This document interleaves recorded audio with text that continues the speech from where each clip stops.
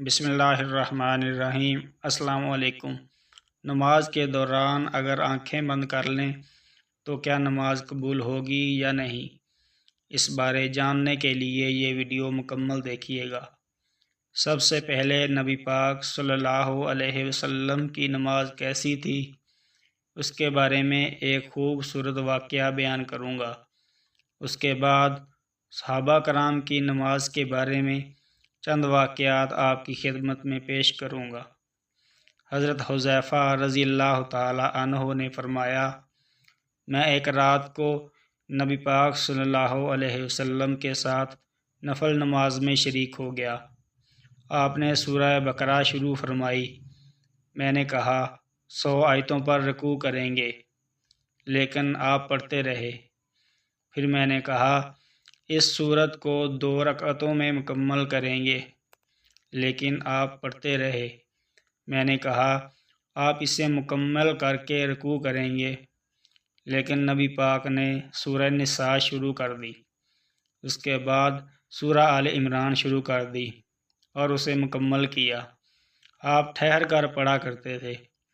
جب ایسی آیت آتی جس میں تسبیح کا ذکر ہوتا تو آپ سبحان اللہ کہنے لگ جاتے۔ جب کوئی خوف والی آیت سے گزرتے تو پناہ مانگنے لگ جاتے۔ پھر آپ نے رکوع کیا۔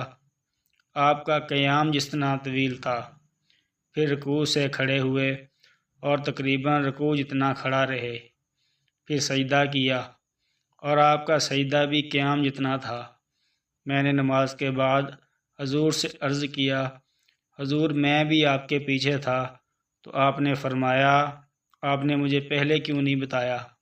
میں نے کہا حضور اس ذات کی قسم جس نے آپ کو حق کے ساتھ بھیجا، اب تک میری کمر میں درد ہو رہا ہے۔ حضور نے فرمایا میری توجہ تمہاری طرف ہوتی تو میں نماز کو مختصر کر دیتا۔ حضرت ابو داؤد سے روایت ہے کہ ایک رات کو جنگ کے دوران 2 صحابہ کرام کو ایک پہاڑی کے اوپر پہرا دینے کا کہا گیا۔ ایک صحابی نماز پڑھتے تو دوسرے نگرانی کرتے تھے۔ دشمن نے صحابہ کرام کو دیکھا تو اس نے نشانہ باندھ کر صحابہ کرام کی طرف تیر مارا جو جسم میں لگا۔ اس سے سارا جسم اور کپڑے لہو سے بھر گئے، لیکن نماز نہ چھوڑی۔ نماز مکمل کرنے کے بعد اپنے ساتھی کو اٹھایا اور ساری بات بتائی تو انہوں نے کہا مجھے اسی وقت کیوں نہ جگایا؟ تو انہوں نے عرض کی میں نے پیاری سی سورت شروع کر رکھی تھی، اس لیے میرا دل نہیں کیا اسے مکمل کیے بغیر نماز توڑ دوں۔ صحابہ کرام دن رات اللہ کی عبادت کیا کرتے تھے۔ کبھی تو یوں بھی ہوا کہ صحابہ کرام کو عبادت کا شوق اتنا زیادہ ہو گیا کہ رات کو سوتے ہی نہیں تھے۔ اس پر نبی کریم نے انہیں توازن کی تلقین فرمائی۔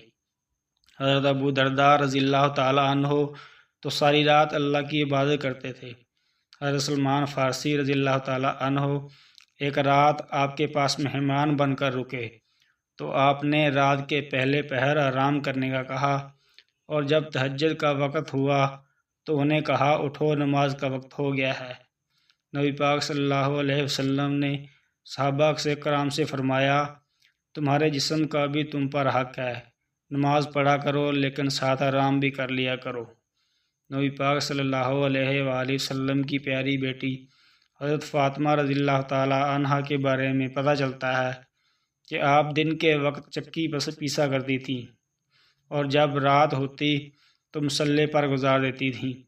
ساری رات ایک رکعت میں پورا قرآن پاک پڑھ لیتی تھیں۔ ابھی رکعت مکمل بھی نہیں ہوتی تھی کہ مسجد نبوی سے اذان کی آواز آنا شروع ہو جاتی تھی اور پھر آپ جلدی سے سلام پھیر لیتی تھیں۔ حضرت عمر رضی اللہ تعالی عنہ ہمیشہ نماز میں ایسی صورتیں پڑھتے تھے جن میں قیامت کے بارے اور اللہ کی عظمت کے بارے میں بیان کیا جاتا تھا، تو پھر آپ ہچکی باندھ کر روتے تھے۔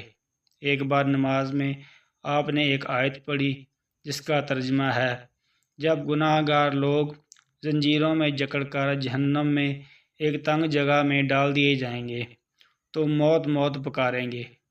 یہ آیت پڑھ کر آپ کی حالت ایسی ہو گئی کہ زارو گتار رونے لگ گئے۔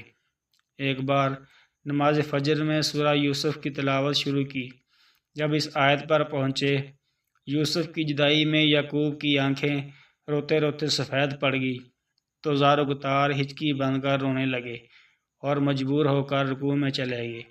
ناظرین، آنکھیں بند کر کے نماز پڑھنا ٹھیک نہیں ہے۔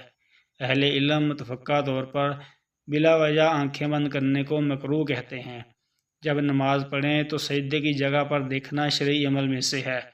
اگر کسی کو کھلی آنکھیں رکھ کر خشوع نہ آئے تو آنکھیں بند کرنے میں کوئی حرج نہیں بلکہ بہتر ہے۔ دوستو، اب ہمیں سوچنا چاہیے کہ ہماری نماز کیسی ہے، ہم کیسے نماز پڑھتے ہیں۔ اول تو ہم نماز پڑھتے ہی نہیں، اگر پڑھتے ہیں تو جلدی جلدی پڑھ کر جان چھڑا لیتے ہیں، جس کا کوئی فائدہ نہیں ہوتا۔ ہم اپنے آپ کو دھوکے میں رکھے ہوئے ہیں۔ اللہ تعالیٰ سے دعا ہے کہ وہ ہمیں صحیح طریقے سے نماز پڑھنے کی توفیق عطا فرمائے، آمین۔ دوستو، ویڈیو اچھی لگی ہے تو چینل کو سبسکرائب کر لیجئے گا۔ اپنا خیال رکھیے گا۔ اللہ حافظ۔